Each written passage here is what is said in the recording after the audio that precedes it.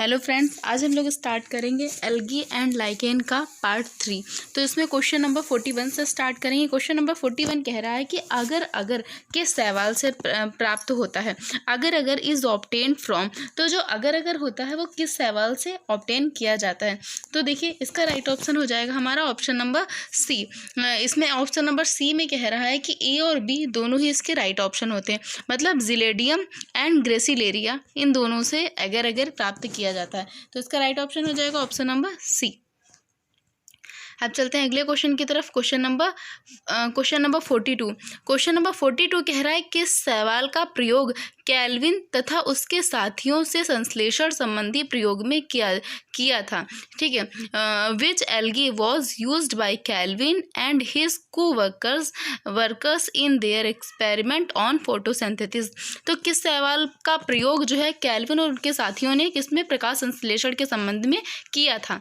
तो इसका right option हो जाएगा हमारा ऑप्शन नंबर बी, क्लोरेला। जो क्लोरेला सवाल था उसका जो है यूज़ किया था केल्विन और उनके साथियों ने फोटोसिंथेसिस की प्रोसेस में किया था। ठीक है, अब चलते हैं क्वेश्चन नंबर 43 की तरफ। क्वेश्चन नंबर 43 कह रहा है कि अगर कोलाइड्स, जो अगर होता है वो क्या होता है, फाइको कोलाइड्स होता है। ठीक है, अब इसके बारे में थोड़ा सा जानते हैं कि क्या होता है।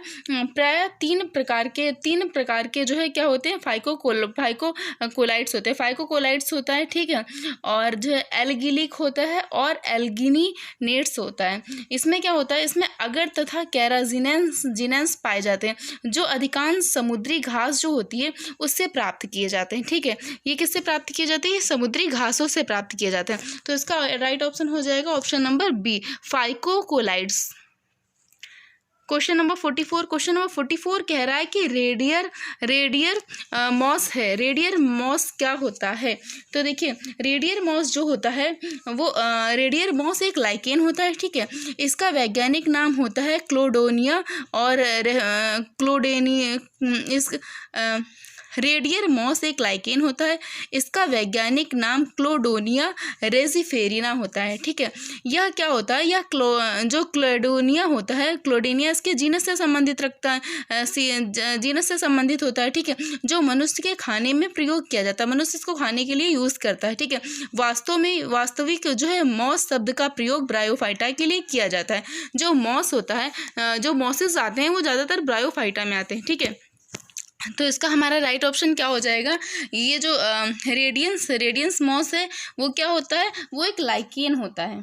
ठीक है, लेकिन ज़्यादातर मॉसेस किस में आते हैं, ब्रायोफाइटा में आते हैं। ठीक है, अब देखिए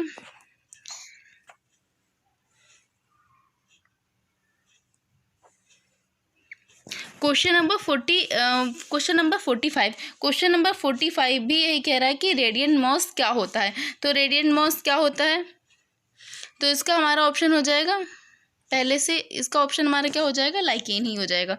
ठीक है, ऑप्शन नंबर बी। ठीक है, अब अगला क्वेश्चन कह रहा है, क्वेश्चन नंबर 46 कह रहा है कि रेडियंट मॉस एक लाइकेन है जो मनुष्य के खाने में प्रयोग होता है। यह जो है निम्न जीनस से संबंधित है। इसका जीनस क्या होता है। तो देखिए अभी हम लोग जो है पिछले क्वेश्चन में भी इसी बात पे डिस्कस हुआ था कि इसका जो है जीनस क्या होता है। तो इसका जीनस जो है क्लाइडोनिया होता है। ठीक है, तो इसका हमारा राइट ऑप्शन हो जाएगा ऑप्शन नंबर सी, क्लाइडोनिया। क्लाइडोनिया क्या होता है, इसका जीनस होता है।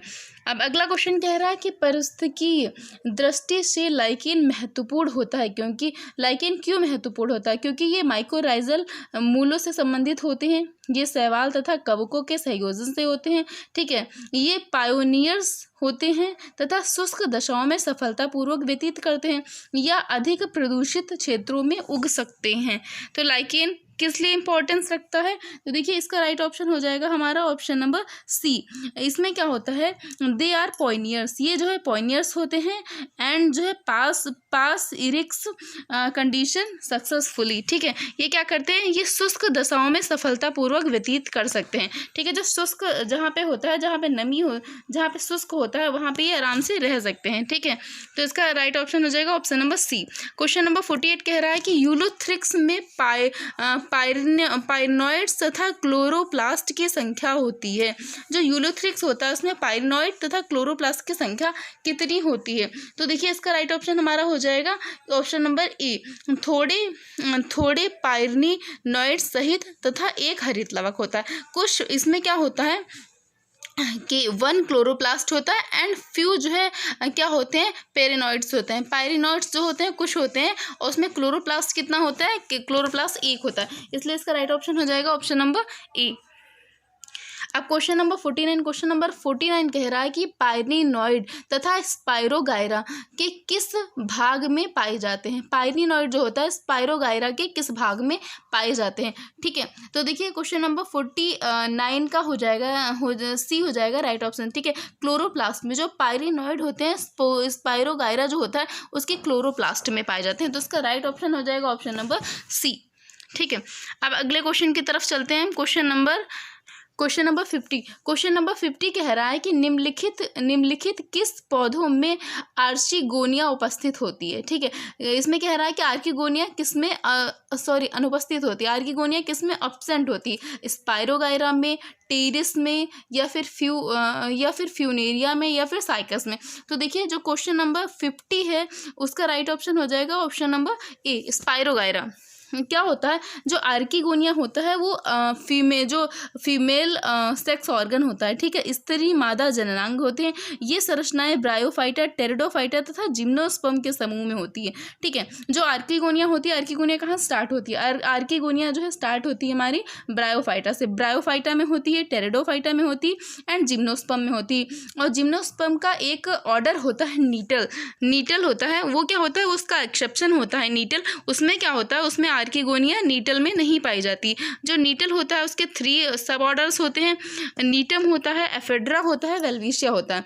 और जो ये नीटल होता है इसे प्रो एंजियोस्पर्म भी कहते हैं, क्योंकि एंजियोस्पर्म जो होता है उसमें भी क्या होता है, आर्किगोनिया नहीं पाई जाती। और जो उसके पहले जो ब्रायोफाइटा के पहले जो एल्गी होता है उसका जो फीमेल सेक्स ऑर्गन होता है वो होता है oogonia। उसमें आर्किगोनिया की जगह पर oogonia पाया जाता है। तो आर्किगोनिया हमारा ब्रायोफाइटा से स्टार्ट होता है, ब्रायोफाइटा, टेरिडोफाइटा एंड जिम्नोस्पर्म, लेकिन जिम्नोस्पर्म के नीटल में नहीं पाया जाता। ठीक है, तो इसका हमारा राइट ऑप्शन हो जाएगा कि आर्किगोनिया किस में एब्सेंट होती है, तो किस में एब्सेंट होती है, स्पाइरोगायरा में। आज के लिए इतने ही क्वेश्चन। वीडियो पसंद आए तो लाइक करिए, चैनल को सब्सक्राइब करिए। Thank you.